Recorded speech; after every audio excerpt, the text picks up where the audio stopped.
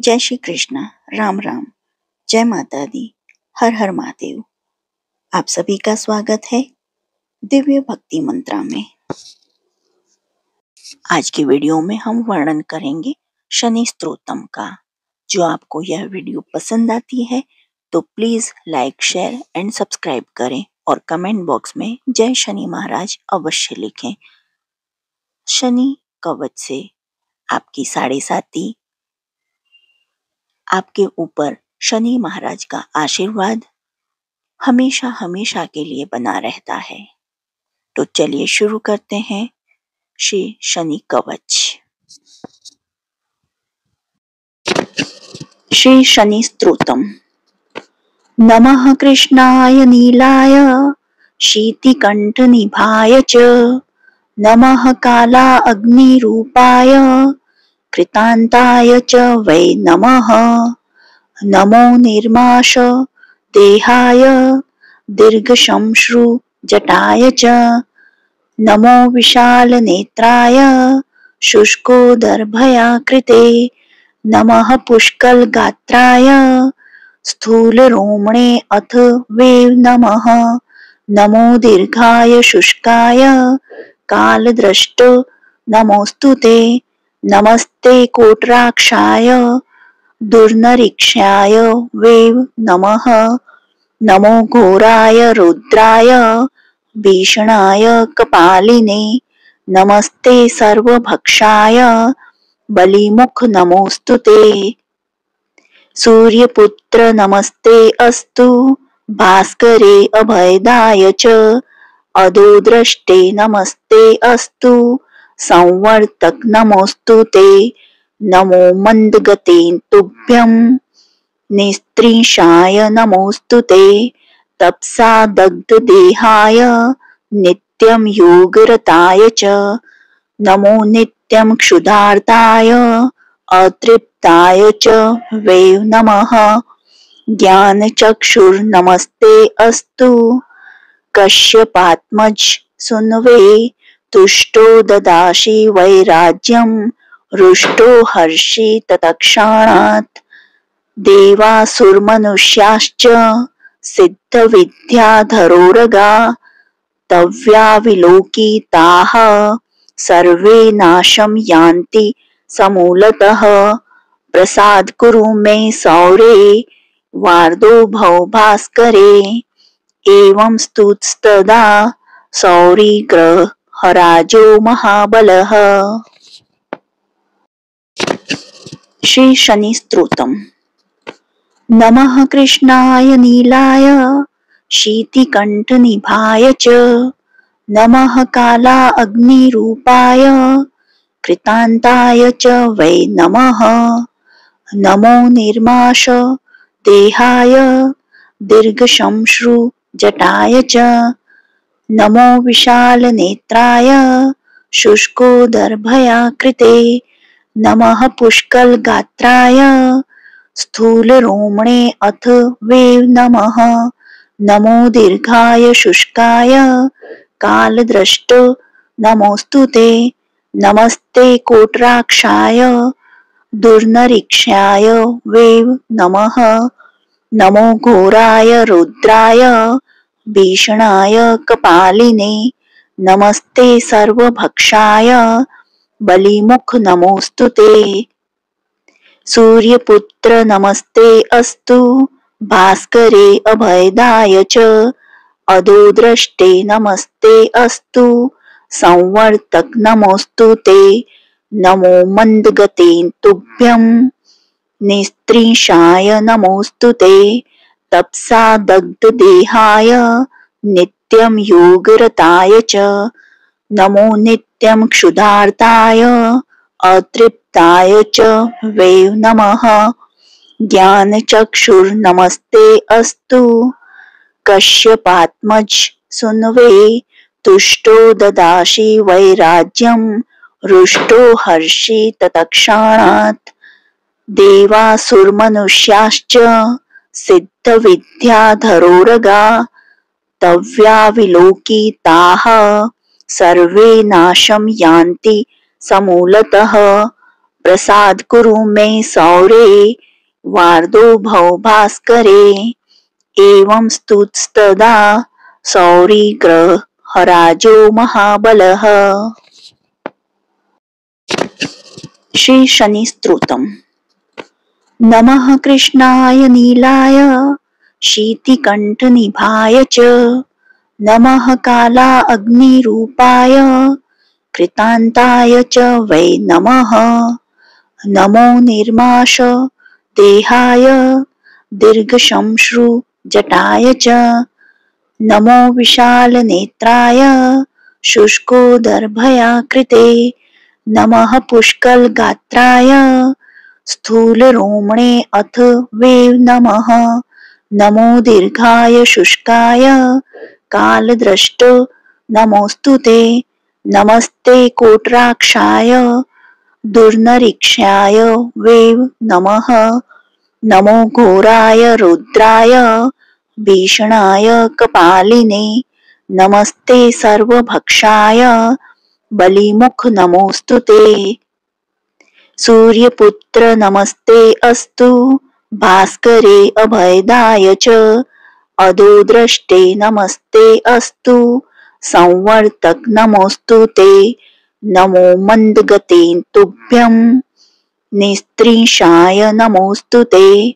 तपसा दग्धदेहाय नित्यं योगरताय च नमो नित्यं क्षुधार्ताय अतृप्ताय च वै नमः।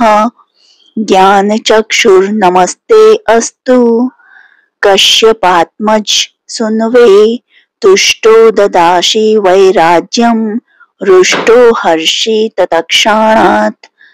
देवासुरमनुष्याश्च सिद्धविद्याधरोरगा तव्याविलोकिताः सर्वे नाशं यान्ति समूलतः। प्रसाद कुरु मे सौरे वार्दो भव भास्करे। एवं स्तुतस्तदा सौरिग्रहराजो महाबलः। श्री शनि स्तोत्रम्। नमः कृष्णाय नीलाय शीतिकण्ठनिभाय च नमः कालाग्निरूपाय कृतान्ताय च वै नमः। नमो निर्माश देहाय दीर्घश्मश्रुजटाय च नमो विशालनेत्राय शुष्कोदर्भयाकृते नमः पुष्कलगात्राय स्थूलरोमणे अथ वे नमः। नमो दीर्घाय शुष्काय कालद्रष्ट नमोस्तुते। नमस्ते कोटराक्षाय दुर्निरीक्षाय वे नमः। नमो घोराय रुद्राय भीषणाय कपालिने नमस्ते सर्वभक्षाय बलिमुख नमोस्तुते। सूर्यपुत्र नमस्ते अस्तु भास्करे अभयदाय च अधोद्रष्टे नमस्ते अस्तु संवर्तक नमोस्तुते। नमो मन्दगते तुभ्यं निस्त्रीषाय नमोस्तुते। तपसा दग्धदेहाय नित्यं योगरताय च नमो नित्यं क्षुधार्ताय अतृप्ताय च वै नमः। ज्ञानचक्षुर्नमस्ते अस्तु कश्यपात्मज सुनवे तुष्टो ददासि वैराज्यं रुष्टो हर्षि तत्क्षणात्। देवासुरमनुष्याश्च सिद्धविद्याधरोरगा तव्याविलोकिताः सर्वे नाशं यान्ति समूलतः। प्रसाद कुरु मे सौरे वार्दो भव भास्करे। एवं स्तुतस्तदा सौरिग्रहराजो महाबलः। श्री शनि स्तोत्रम्। नमः कृष्णाय नीलाय शीतिकण्ठनिभाय च नमः कालाग्निरूपाय कृतान्ताय च वै नमः।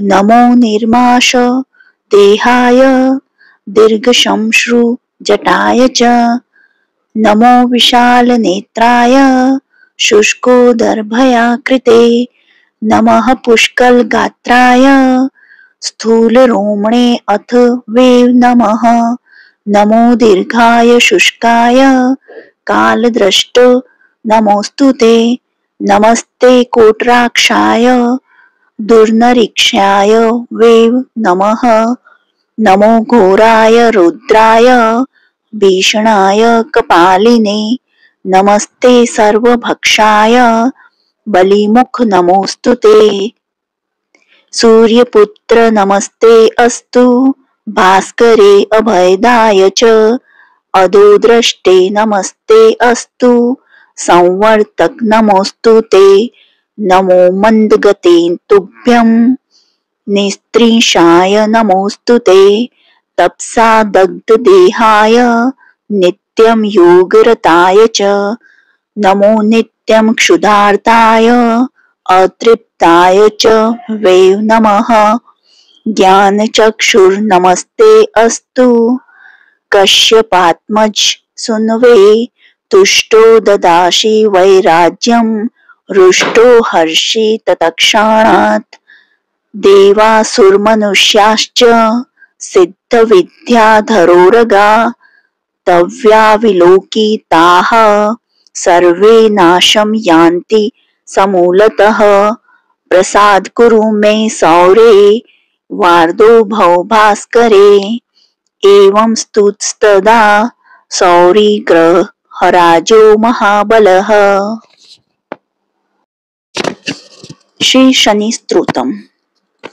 नमः कृष्णाय नीलाय शीतिकण्ठनिभाय च नमः काला अग्निरूपाय कृतान्ताय च वै नमः नमो निर्माश देहाय दीर्घश्मश्रु जटाय च नमो विशालनेत्राय शुष्कोदर्भयाकृते नमः पुष्कलगात्राय स्थूलरोमणे अथ वे नमः नमो दीर्घाय शुष्काय कालद्रष्ट नमोस्तुते नमस्ते कोटराक्षाय दुर्निरीक्षाय वे नमः नमो घोराय रुद्राय भीषणाय कपालिने नमस्ते सर्वभक्षाय बलिमुख नमोस्तुते सूर्यपुत्र नमस्ते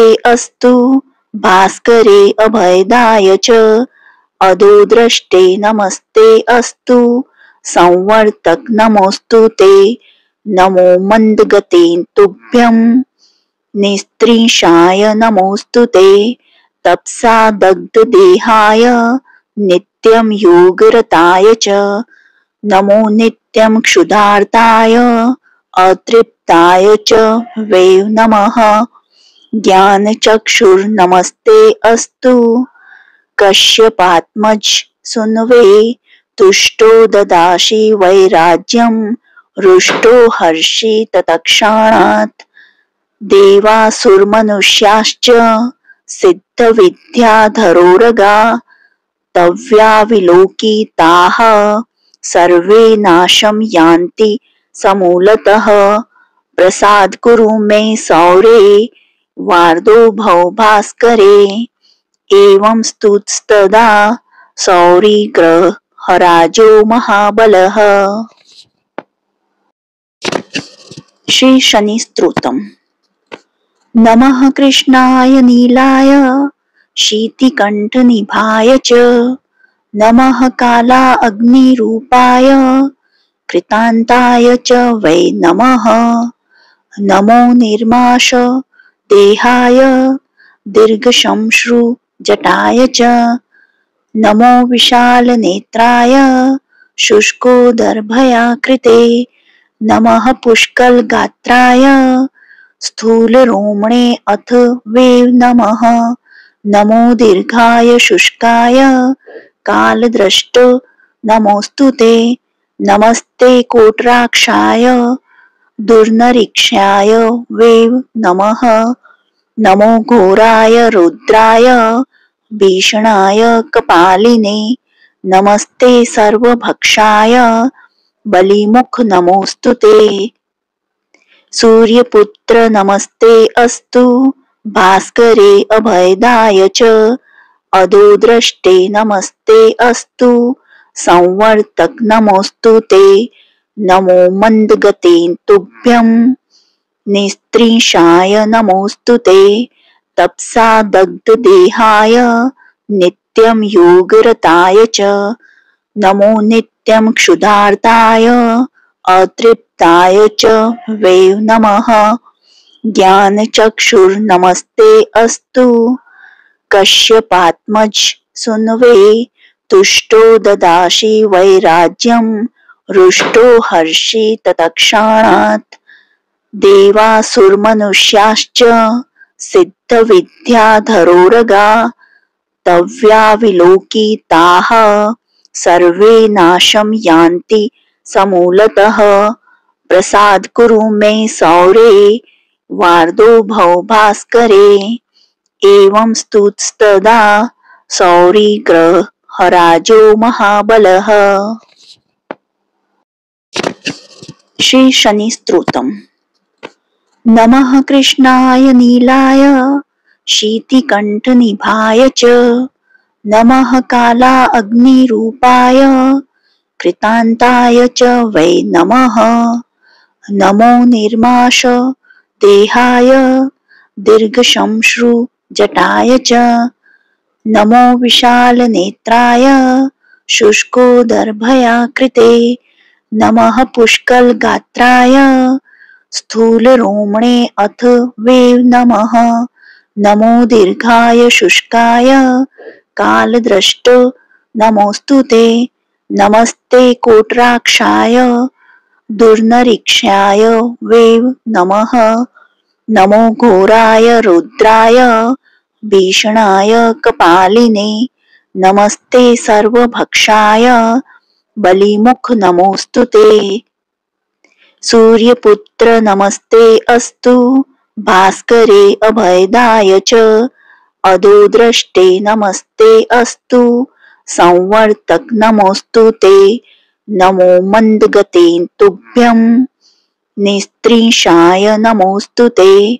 तपसा दग्धदेहाय नित्यं योगरताय च नमो नित्यं क्षुधार्ताय अतृप्ताय च वै नमः।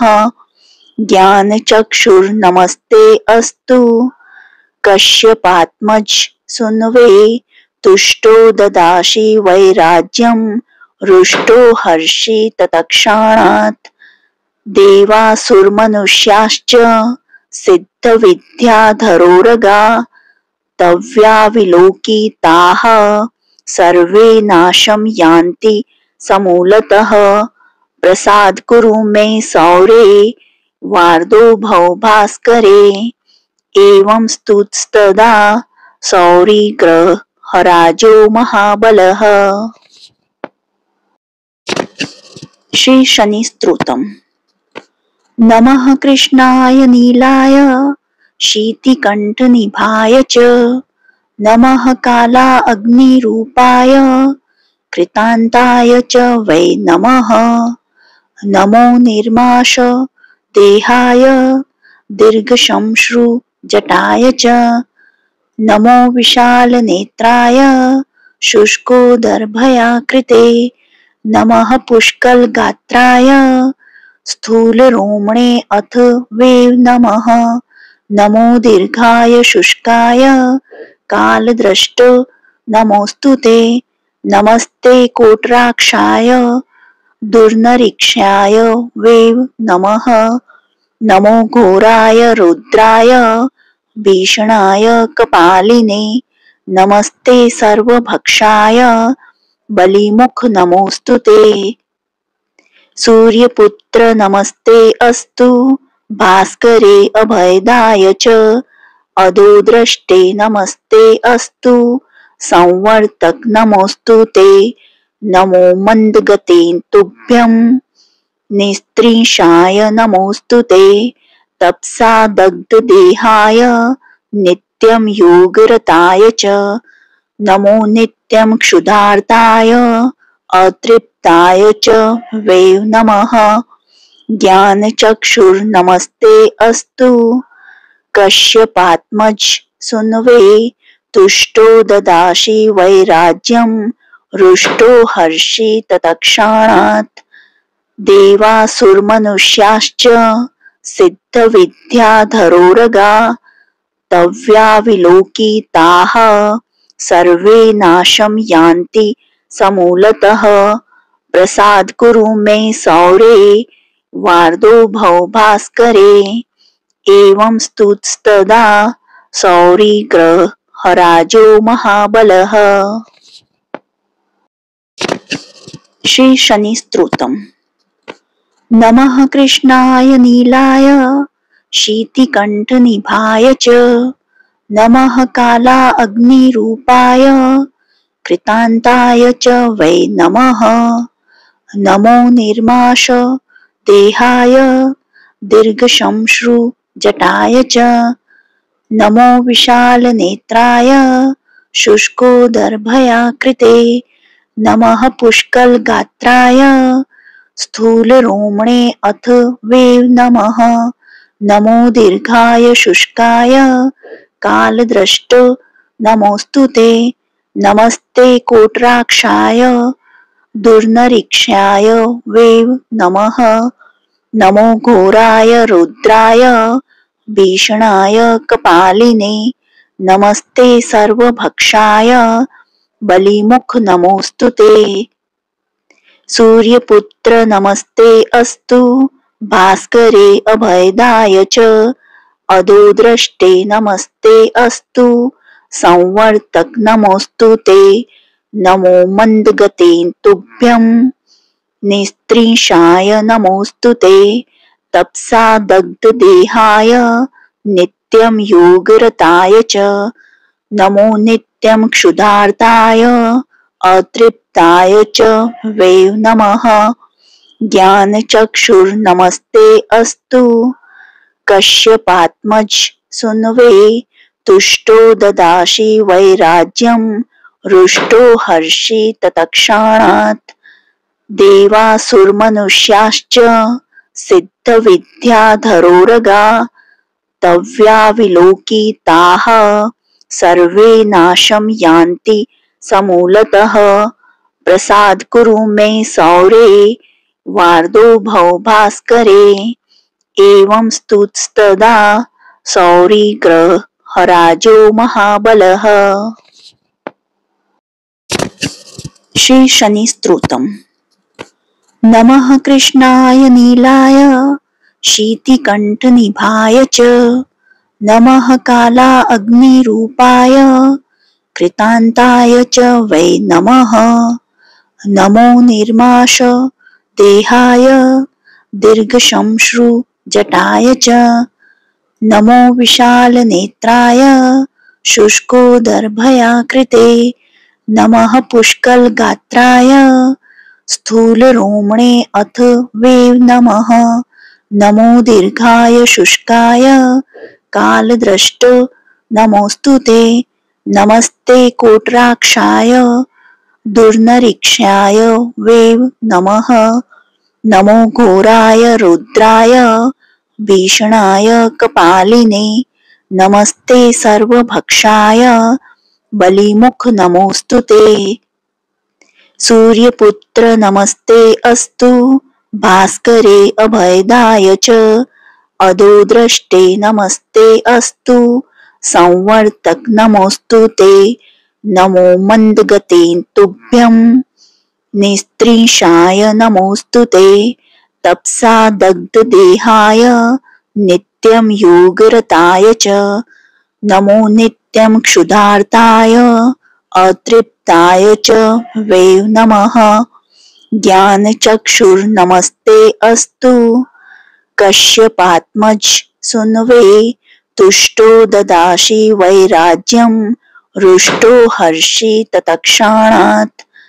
देवासुरमनुष्याश्च सिद्धविद्याधरोरगा तव्याविलोकिताः सर्वे नाशं यान्ति समूलतः प्रसाद कुरु मे सौरे वार्दो भव भास्करे एवं स्तुतस्तदा सौरी ग्रह राजो महाबलः।